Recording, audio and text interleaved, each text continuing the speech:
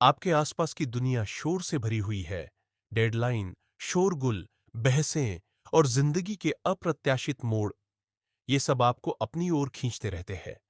लेकिन अगर मैं कहूं कि असली जंग बाहर नहीं, बल्कि आपके खुद के मन के भीतर चल रही है, और शांत रहने का राज सिर्फ ध्यान या गहरी सांसें लेना नहीं है। ये कुछ और भी गहरा है, कुछ ऐसा जिसके बारे में बहुत कम लोग बात करते हैं। आज आप उस छिपे हुए ज्ञान को जानने वाले हैं जिसे ज्यादातर लोग नजरअंदाज कर देते हैं।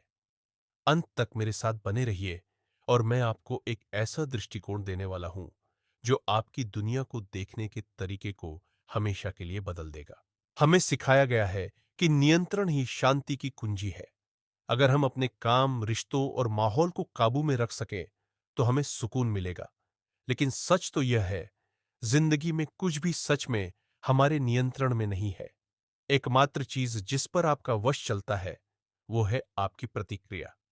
बुद्ध ने इसे दुख कहा, वो पीड़ा जो उन चीजों से चिपके रहने से आती है जिन्हें हम कभी सच में थाम नहीं सकते। असली शांति की ओर पहला कदम इस सच्चाई को स्वीकार करना है। लहरों से लड़ने के बजाय उनके साथ बहना सीखिए। यह एक ऐसा तथ्य है जो शायद आपने पहले नहीं सुना होगा।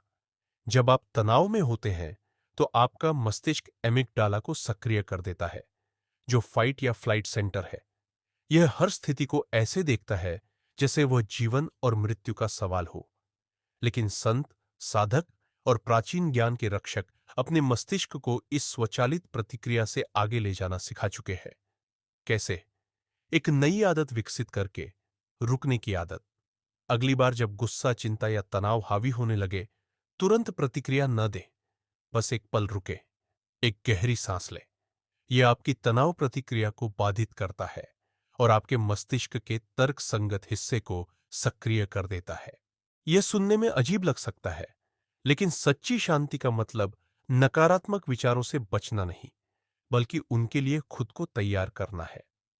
स्टोइक्स और बौद्धों ने एक शक्तिशाली तकनीक अपनाई जिसे कहते हैं निगेटिव विजुअलाइजेशन।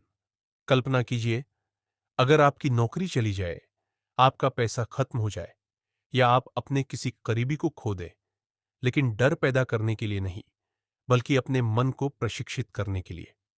जब आप सबसे बुरी स्थिति की कल्पना करके उसे स्वीकार कर लेते हैं, तो डर का असर खत्म हो जाता है।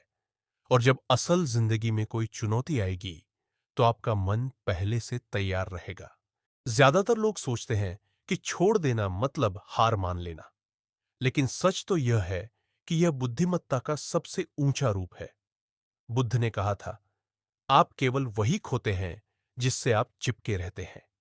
जितना ज्यादा आप खुशी, सफलता या रिश्तों को पाने के लिए जबरदस्ती करेंगे, उतना ही ज्यादा तनाव बढ़ेगा। लेकिन जब आप नतीजों से जुड़ाव छोड़कर वर्तमान पर ध्यान देते हैं, तो शांति अपने आप मिलने लगती है।